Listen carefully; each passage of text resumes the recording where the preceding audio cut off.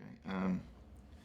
Well, as I've said during the course of the interviews, I'm a person in recovery. My primary drugs of choice, if you will, primarily were alcohol, very closely related to marijuana. Usually it was both.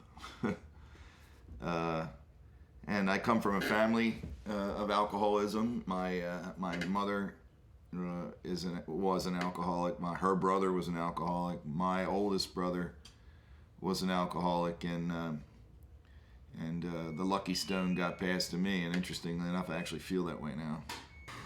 I think we tallied it up one time. It was like, at the time it was 23, so 24 jobs, I think. When you get right all the way back to like my first job at Creamland, serving ice cream. So I'd say I might be missing one here and there, but 24.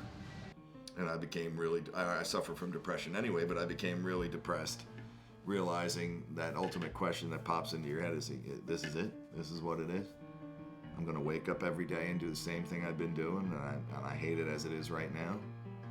And then obviously this job, which is, well, it's Harley's.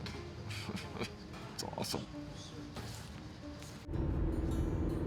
Okay, we are going to Woodstock Harley-Davidson, which is at Route 14, which is Northwest Highway, and Route 47 in Woodstock. Anyway, we will get there early because we always do. So, we don't open till 10.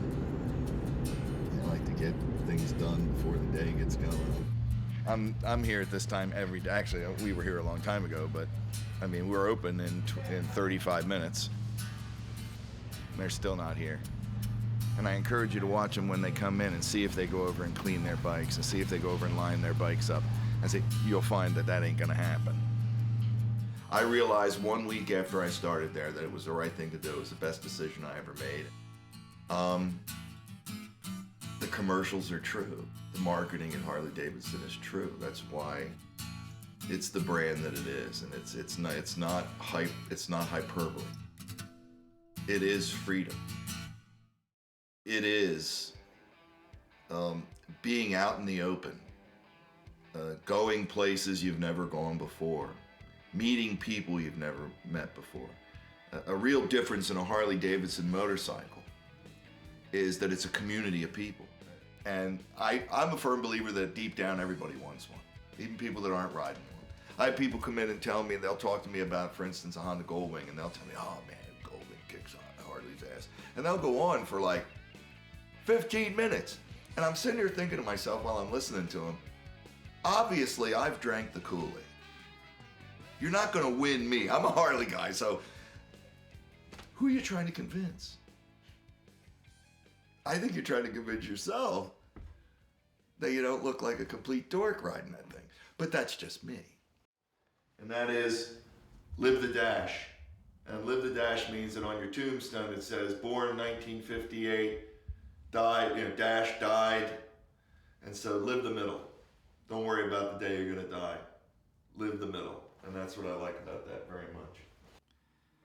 The second time, and God willing the last time I went to treatment, was in 2009, November 2009, right before Thanksgiving.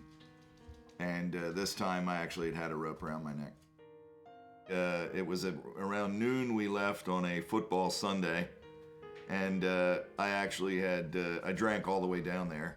I had a cocktail with me while Ashley drove me down there. And I'll only give you the moment, because it wasn't, crack of lightning and wind of the spirit blowing through me. A gentleman had come in, his name was Ricardo, and he was in recovery, and he told his story. And at the end, as he walked around the room and shook each of our hands with two hands as he went around the room, reciting it. And when he got to me and he shook my hand as he was reciting it, a thought popped into my head. Just a thought. The uniqueness was that this was not a thought I had ever had before in my entire life. And the thought was, Gene, you don't have to drink anymore if you don't want to. That was my spiritual awakening, so to speak. I do believe this, that you're as happy as you make up your mind to be, if that's anything that I've learned. And I would say I am. most of the time.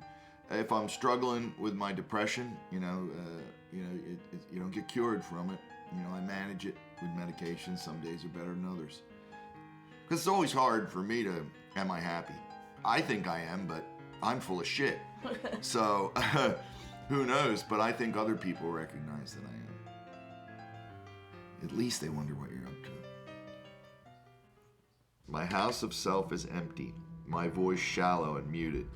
Traveling an endless highway of despair, I don't give a damn, I just don't care. But I'm building a house of hope.